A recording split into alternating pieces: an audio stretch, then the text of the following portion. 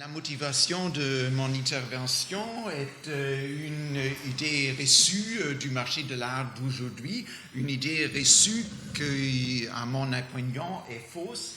C'est qu'en effet, le marché de l'art, c'est pour les riches. Ce sont des objets qui se vendent pour des centaines de millions de dollars ou des euros, des Pollock, des Picasso, des Jackson Pollock. Et c'est une idée reçue qui est renforcée par les médias sociaux. Donc les médias aujourd'hui s'intéressent évidemment beaucoup pour le marché de l'art, mais presque uniquement pour les prix records, pour les sensations de ce qui se passe, et on parle rarement aujourd'hui du marché de l'art bas de gamme.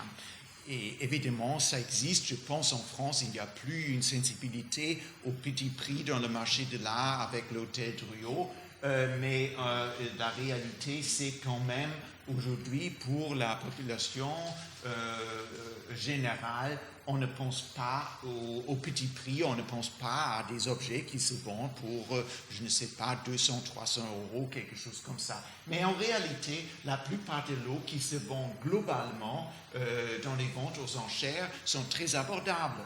On fait presque 3/4 se vendent pour moins de 5 000 dollars. Et presque la moitié se vend pour moins de 1000 dollars. Donc, ce sont des faits, et on est très très loin des événements médiatiques qu'on voit ici. Vous vous souvenez certainement de la vente du soi-disant Salvatore Mundi. Donc, voilà. Et donc c'est là la motivation pour ma conférence aujourd'hui, où j'aimerais vous introduire au marché de bas de gamme du 19e siècle, immortalisé par Daumier et par des autres, et on va passer à la suite à une imagerie très proche du marché opus. Et là, j'aimerais commencer par Vincent van Gogh, qui était un admirateur perdu de Daumier. En effet, il s'est procuré un exemplaire de cette vente, de cette estampe de Daumier d'une vente aux enchères. En fait, ça doit être l'hôtel Drouot. C'est faux ici, n'est-ce pas, l'hôtel Bouillon. C'était une salle de vente aux enchères du début du 19e siècle. Donc, mais c'est Daumier qui a mis ça, ou les éditeurs. Voilà, donc Vincent van Gogh parle beaucoup du grand génie des estampes de Daumier qui deviennent de plus en plus rares. Il demande à Théo de lui obtenir des estampes.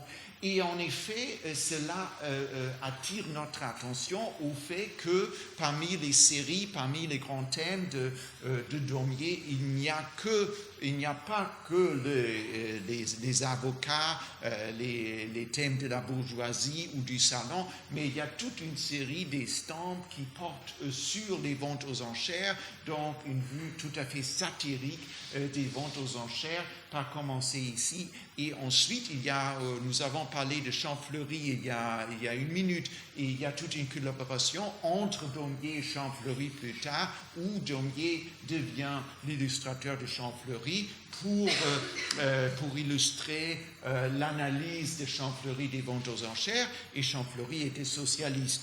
Donc, il a apporté un point de vue égalitaire des ventes aux enchères, comme on verra plus tard. Mais en fait, il y a toute une production d'images, des estampes, des salles des ventes au 19e siècle, et ça se passe beaucoup par la presse illustrée, comme l'illustration par exemple. Ce que nous voyons ici, c'est une gravure sur bois qui est parue dans l'illustration en 1852 à l'occasion de l'ouverture de l'hôtel Drouot. C'est le même emplacement de l'hôtel Drouot où se trouve l'hôtel Drouot aujourd'hui. Il y a même des éléments architecturaux de l'actuel hôtel Drouot qui provient de ce bâtiment-là, qui a depuis disparu, mais en fait, l'emplacement, c'est le même. Et donc en 1852, on a ouvert l'hôtel Drouot à son emplacement actuel. Le bâtiment a été construit par les commissaires-priseurs, l'association des commissaires-priseurs, la chambre des commissaires-priseurs. Et en effet, avant, c'était disséminé un peu partout à Paris, où on voulait un lieu où tous ces ventes se passent. Et je voulais attirer votre attention sur un petit détail de cette gravure sur bois ici, c'est qu'on a deux entrées, on a deux portes, une grande porte ici. Ici, on a un tableau qu'on essaie de, je ne sais pas, monter ou descendre du premier étage, et ensuite il y a une entrée ici. Voilà, ça c'est important. Donc voilà, ce bâtiment a été construit pour les ventes aux enchères. Avant, on avait en effet l'hôtel Bouillon qui servait pour les ventes aux enchères pendant le Premier Empire, Second Empire. Pendant la monarchie de Juillet, on a construit le premier bâtiment dédié exclusivement aux ventes aux enchères. Ça, c'est la bourse ici. Et aujourd'hui, on trouve à cet emplacement l'agence France Presse. Et en effet, c'est là, ce bâtiment-là, on l'a trouvé très vite trop petit, donc on a construit l'hôtel Drouot. Il y avait aussi un problème que les commissaires priseurs qui vendaient des tableaux, des lots de luxe, pour ainsi dire, ne voulaient plus se mêler avec les ventes courantes de l'immobilier, des vêtements, des choses comme ça. Donc il y a des frictions entre les plusieurs niveaux des vendeurs aux ventes aux enchères. Ça, c'est toujours une illustration de cet article de l'illustration, et en fait, c'est une illustration d'un texte d'un journaliste nommé Gabriel Flalampin, qui n'a pas un agenda politique tout à fait différent du Champollion qui en avait, voilà. Et on lit dans le texte qui accompagne cette représentation, le public distingué qui se porte aux ventes des tableaux, d'objets et de curiosités se trouvera sans contact avec la population bruyante et marchande qui encombre ordinairement les salles des ventes mobilières. Donc il y a ici une séparation sociale et qui s'est faite par les escaliers. Une vraie obsession du seconde moitié du 19e siècle. Ça se voit dans les immeubles haussmanniens où il y a des escaliers pour les domestiques, il y a des escaliers pour les maîtres, où on peut évoquer aussi le grand escalier du nouveau opéra de Charles Garnier, bien sûr. Ça, c'est un escalier qui a été créé pour la haute bourgeoisie. Voilà, et on voit un peu la même distinction sociale. Et pour continuer, ici, avec Champfleury, en article de 1863-64, pour accompagner en effet les images satiriques, les gravures satiriques du Daumier. Voilà ce que Champfleury dit à propos de cet endroit. Pendant que pullule au rez-de-chaussée une foule en blouse, bien sûr, c'est les classes populaires qui se chauffent à mettre les adjudications sur les meubles et étoffes, fonds de magasins, objets vendus par suite de saisie ou de faillite. La large escalier qui conduit au premier étage est l'endroit où se coudoient les amateurs riches et les amateurs pauvres, les gros bonnets de la curiosité et les petits marchands, les banquiers et les princes, les étrangers et les indigènes, les artistes et les bourgeois, les coulisseurs et les lorettes, les avides et les curieux, les flâneurs et les badauds, toute une population de 1000 personnes qui se connaissent au moins de vue, sont en hostilité à chaque enchère et n'en sont pas moins reliés par la franc-maçonnerie du bric-à-brac. Voilà, on aperçoit déjà cette préoccupation d'égalité. C'est le marché de l'art qui réunit les différentes classes sociales. C'est le grand thème de Champfleury et probablement aussi de Daumier. Donc Daumier commence à s'intéresser aux ventes aux enchères vers la même époque, c'est-à-dire l'ouverture de l'hôtel Drouot. voit ici six gravures sur bois qui sont apparues dans le Charivari en 1853. Donc, c'était par suite de l'ouverture du nouveau hôtel Drouot, sans aucun doute. Et on voit bien dans les sous-titres, n'est-ce pas, ce sont des commentaires, ce sont des dialogues.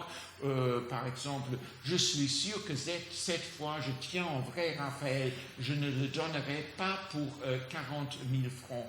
Où est le monsieur? C'est celui-ci, ici, je pense.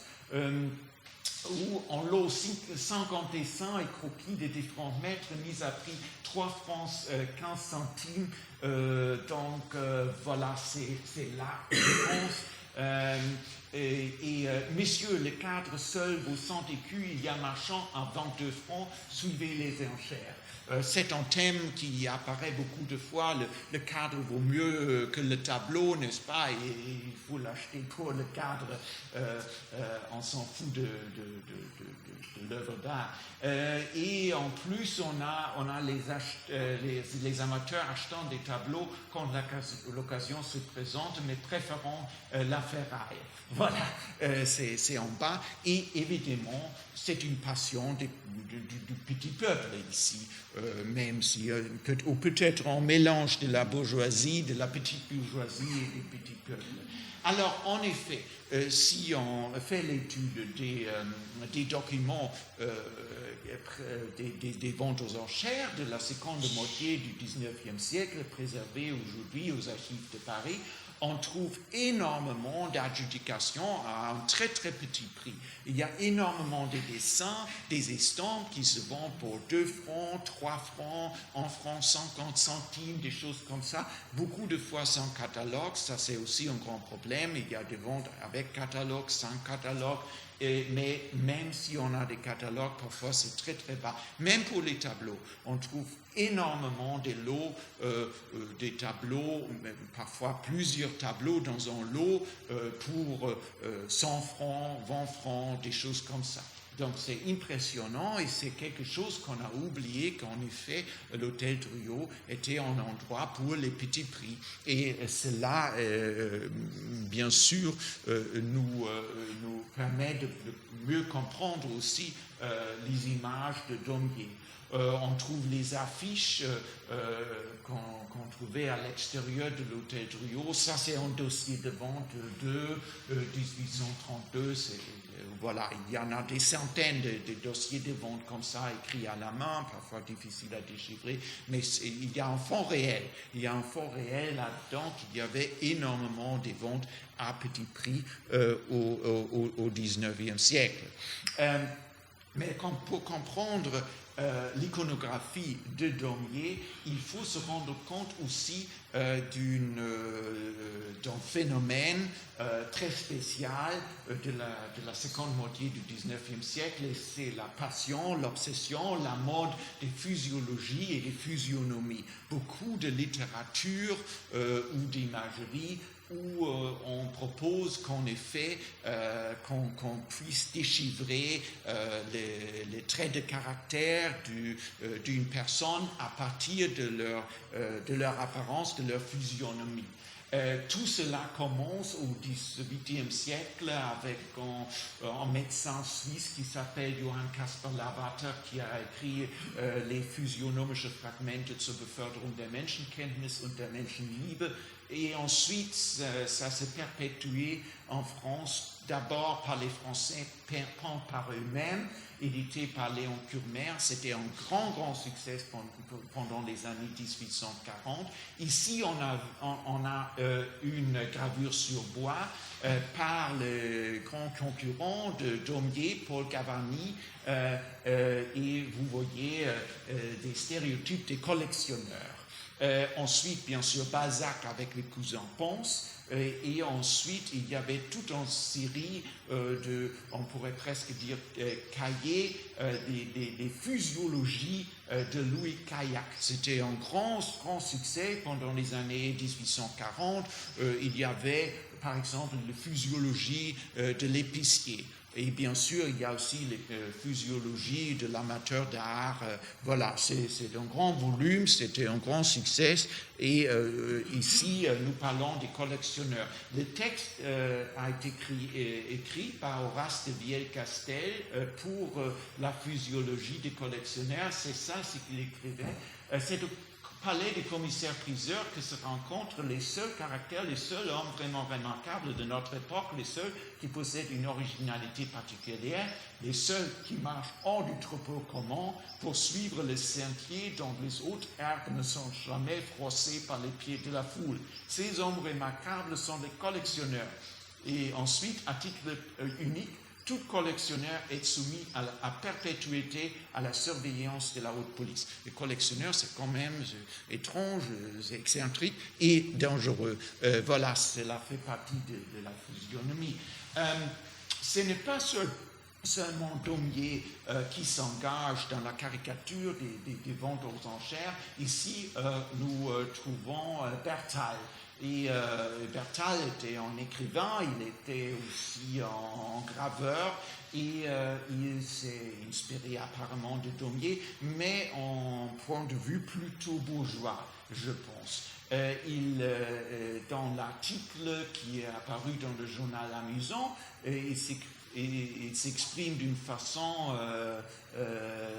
très satirique sur l'hôtel Drouot, en entrant aussitôt une senteur auvergnate vous saisit à la gorge, un tumulte croissant et glapissant vous étourdit, car ils sont tous là, revendeurs, revendeuses, régratiers, répiquiers, raccommodeurs, marchands d'habits, marchands à la toilette, cambrioleurs à la flanc, c'est la comédie humaine au Balzac. Et en fait, il continuait à évoquer le cousin Ponce de Balzac dans cet article, puisqu'ils sont tous sont déjà là, c'est-à-dire les caractères de Balzac. Il ajoute les commentaires suivants sur un très fameux commissaire-priseur à l'époque, Bonafont de Labial, l'œil rapide et scrutateur, la profonde intelligence de la physionomie et du cœur, les brusques fiertés du langage, l'éloquence qui entraîne jusqu'à faire jaillir l'argent des goussettes rebelles. C'est toi, c'est-à-dire Bonafont de Labial, dont la grande figure personnifie la vieille école du commissaire-priseur, toi qui eus l'honneur d'être chanté par Balzac, ce qui est vrai, Balzac a mentionné Bonafont de Labial. Donc, ça, c'est un exemple de cette préoccupation avec les physiologies à cette époque. Bertal a ajouté même cette représentation satirique du code de la Bourse des Arts, c'est-à-dire de l'hôtel Drouot. Ça s'est inspiré, bien sûr, des publications dans les journaux, des titres de la Bourse, sauf que ce sont des artistes, n'est-ce pas? On trouve Meissonnier, on trouve tout un tas d'artistes du milieu du 19e siècle. Et il ajoute, un fil électrique semble les réunir toutes ces deux bourses. Si la bourse Vivienne est sans affaires, la bourse Drouot languit abandonnée. Si la bourse Vivienne monte, la bourse Drouot grimpe à faire des folies. Si la bourse Vivienne baisse, la bourse Drouot dégringole. Donc, plutôt un point de vue bourgeois. Ici, il parle aussi du crédit Meissonnier qui se distingue par son excellente tenue, une progression constante. Voilà, les gérants ont vivement préoccupé l'attention, coté à 2890 francs à l'ouverture, etc., etc. Donc, ça, c'est une version alternative, mais finalement, pendant les années 1863, on a ce fameux article de la collaboration entre Daumier et Champfleury, qui est plus égalitaire. Et donc, on trouve quelques images de Daumier où il est vraiment à son hauteur. Et je cite Champfleury, ici on peut À l'hôtel Drouot ne sont reconnus ni rang ni condition. Le prince millionnaire qui hésite à donner une enchère ne vaut pas le marchand glorieux qui, par vanité, lance en chiffres exagérés. Tous les rangs sont confondus. Le dernier des brocanteurs, assis à côté d'un maquis italien, prend une prise dans la tabatière d'un baron juif allemand qui veut assister lui-même à la vente d'une collection importante. Tel homme d'État qui était hier au banc des ministres se sent petit à côté de cet homme modeste aux habits râpés qui connaît la valeur de toutes les graveurs exposées et sait lire en monogramme à peine indiqué. Cet illustre médecin regrette le temps qu'il a consacré à la pathologie et voudrait avoir la 5e partie des connaissances de ce pauvre diable sans chapeau qui, depuis 30 ans, marque les prix sur les marges d'un catalogue et suit les ventes sans jamais acheter. Il faut se demander d'ailleurs la question si vraiment Daumier ait lu Champfleury parce qu'il est allé à l'hôtel Drouot, il a observé ces scènes directement et il faut ajouter aussi que cette série d'articles écrits par Champfleury pour le Monde illustré n'a pas été terminé. Cela est enfin paru dans un livre qui a été terminé, donc cette série n'a pas été terminée, mais quand même, on a des très beaux exemples de l'art de Daumier et de l'écriture de Champfleury. Il conclut, là se trouve en contact et égaux l'homme riche qui quelquefois mange sa fortune une folle acquisition d'objets et l'Auvergnat qui avec 10 francs en poche achètera avant 10 ans le château de ce même homme riche. Certainement une exagération, ça va sans dire, mais on aperçoit clairement cette idée d'égalité inspirée à coup sûr par la vision socialiste de la société de Champfleury. Et on peut faire la liaison peut-être avec Eugène Delacroix et La liberté qui dans le peuple. Vous savez certainement que l'inspiration derrière ce chef d'œuvre était de montrer en effet l'alliance du peuple ici et la bourgeoisie dans la lutte contre la monarchie, contre la Restauration. Et voilà, donc ça c'est fameux, mais il y a une idée similaire soutenant les estampes, les gravures sur bois et la description du Champfleury, la vision de Champfleury et de Daumier de l'hôtel Drouot.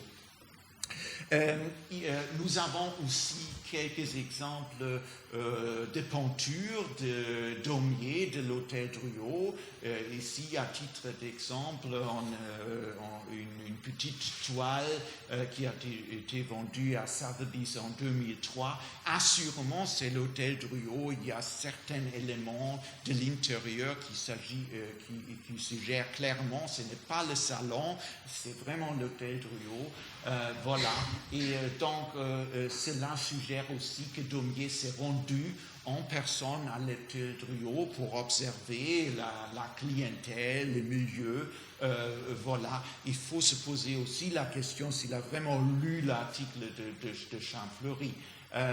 Mais c'est d'après nature, au vif, réaliste, psychologique aussi, et définitivement en intérêt personnel, parce qu'on sait bien que Honoré Daumier aimait bien le monde des artistes et aussi des marchands d'art, des collectionneurs. Il a toujours un œil sympathique pour ce milieu et on sait bien qu'il était beaucoup plus critique vis-à-vis de la bourgeoisie et les avocats et des autres gens.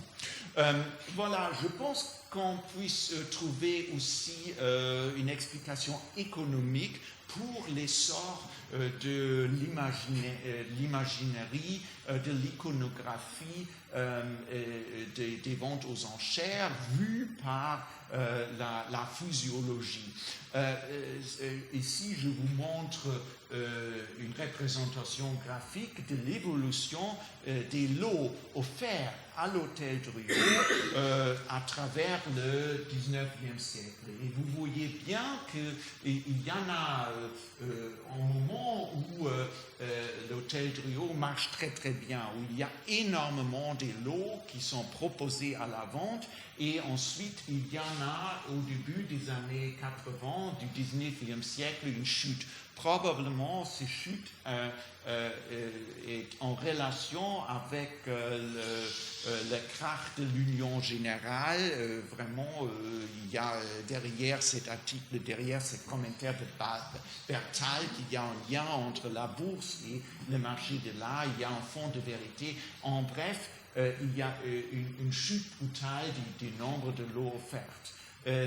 Et ici, j'ai mis toutes les publications satiriques, physiologiques des ventes aux enchères, pas seulement Daumier, mais aussi Valentin, la physiologie du commerce de l'art, le Champfleury. Donc j'ai mis tout ça et on voit très bien que l'intérêt, disons, littéraire et artistique de la représentation des ventes aux enchères coïncide avec le moment où il y a une offre énorme, et s'il y a une offre, il y a aussi une demande. En bref, c'est le moment où le marché de l'art du 19e siècle à Paris marche très très bien. Voilà. Et pour conclure, je voulais évoquer le marché aux puces et comment l'iconographie développée par Daumier par Daumier et des autres, mais en principe par Daumier, pour les ventes aux enchères, s'est déplacée aux ventes aux enchères. Et en fait, il faut retourner ici. Donc, on voit l'abaissement du nombre de lots offerts, c'est-à-dire, c'était pour la plupart les lots à bas prix. Donc, où sont les lots à bas prix, où est le marché de l'art bas de gamme, où il allait? Il s'est déplacé en effet parce que vers la fin du 19e siècle, on observe le début du marché aux puces, d'abord sur la zone des anciennes fortifications, c'est le marché aux puces de Saint-Ouen. Et quelques années plus tard, on trouve encore une fois les artistes satiriques, les graveurs qui s'inspirent de ce lieu. On pourrait même dire qu'il y avait en effet des gentrifications de l'hôtel Drouot, c'est-à-dire les lots à bas prix disparaissent et ce marché-là se déplace vers les puces. Peut-être que vous savez, les puces ont commencé par des entreprises de récupération et ensuite on trouve un mélange de toutes ces choses-là qui ont été vendues à l'hôtel Drouot vers le milieu du 19e siècle, le mobilier, les vêtements, mais on voit aussi beaucoup de tableaux, des estampes, ça joue un rôle.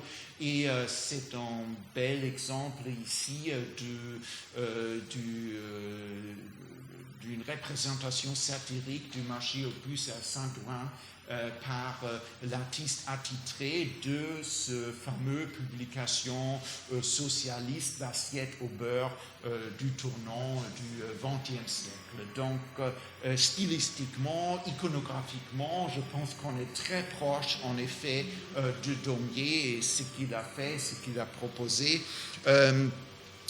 Cette tradition se perpétue un peu jusqu'au milieu du XXe siècle. Ici, je vous présente une page d'un livre intitulé « La cité des épaves, le marché aux puces », apparu pendant l'occupation en 1943, probablement une des dernières représentations picturesques du marché de l'art bas de gamme dans cette tradition daumérienne. Donc cela se perpétue un peu dans le XXe siècle, mais ce sont plutôt les représentations du marché aux puces qui ont le même esprit, l'esprit populaire. Et donc, je pense que dans notre situation aujourd'hui, c'est une bonne idée de revoir ces images, de faire les études pour en fait se rendre compte que le marché de l'art, c'est pour la plupart les petits prix et c'est une affaire modeste. Ce n'est pas les objets qui se vendent pour des millions. Donc il y a une vraie base populaire pour le marché de l'art et Daumier et Pulbeau et des autres artistes nous permettent de redécouvrir ce marché de l'art bas de gamme. Merci beaucoup.